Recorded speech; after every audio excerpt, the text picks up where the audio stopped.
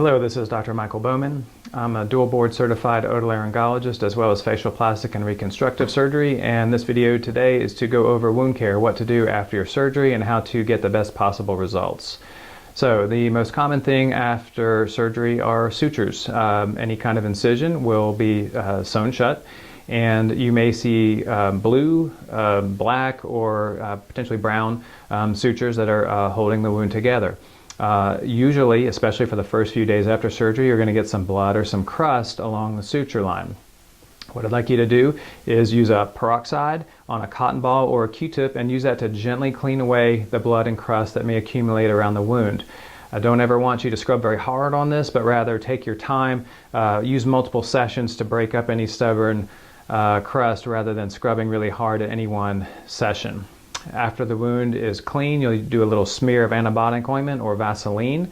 This should hopefully help keep any more crust from reaccumulating.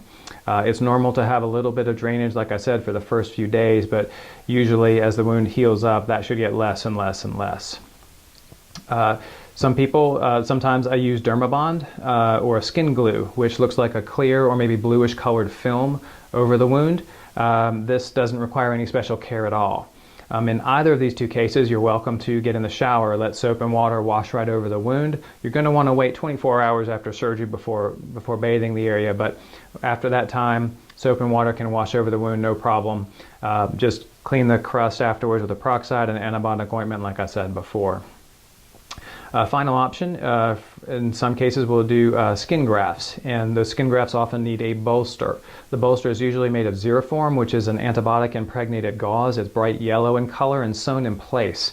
You just want to keep that dry. So in that case, you'll want to wash the rest of your face with a washcloth or what have you and make sure we keep that skin graft nice and dry. The bolster is generally removed about a week after surgery, and we'll go over care for the skin graft after that point in time.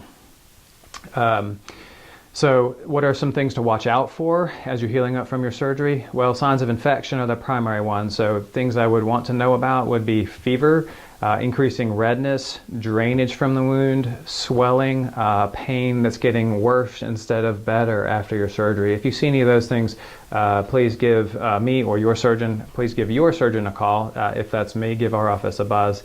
I'd love to hear from you, and we'll figure out what to do in that case.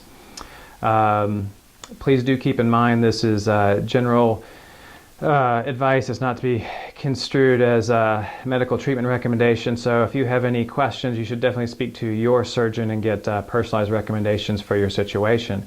But anyway, I hope this was helpful for any of you recovering from surgery, and thank you for watching.